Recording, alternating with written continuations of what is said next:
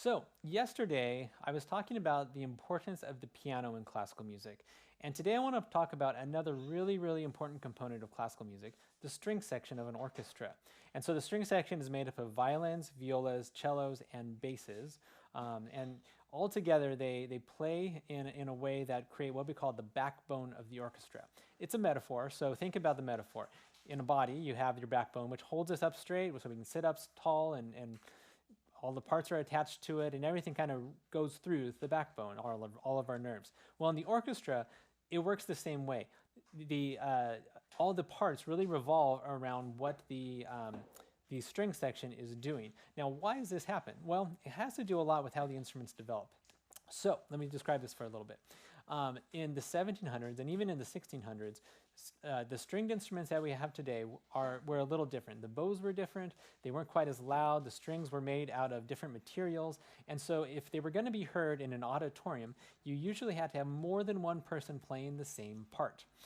That's how the string orchestra came into being.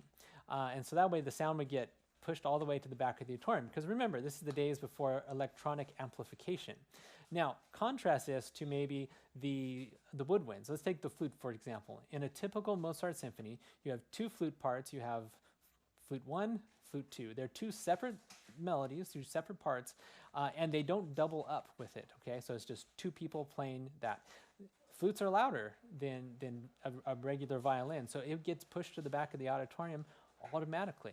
Now, because of this, the strings became kind of the predominant sound, the main sound of the orchestra, and so that's why it became the central piece of it. Everything else revolves around it. Now, today's listening, I want you to listen to one of the most popular pieces of Mozart. It's called Eine Kleine Nachtmusic.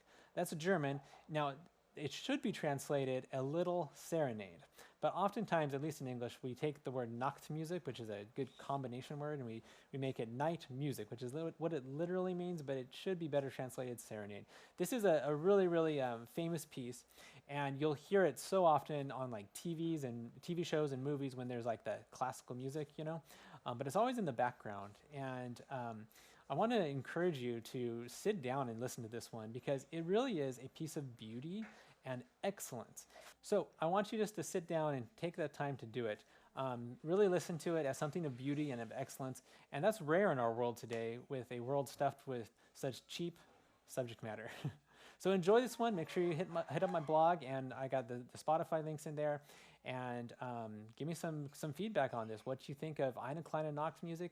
I would love to know your kids' reactions too as they interact with the music as well. All right, we'll see you later.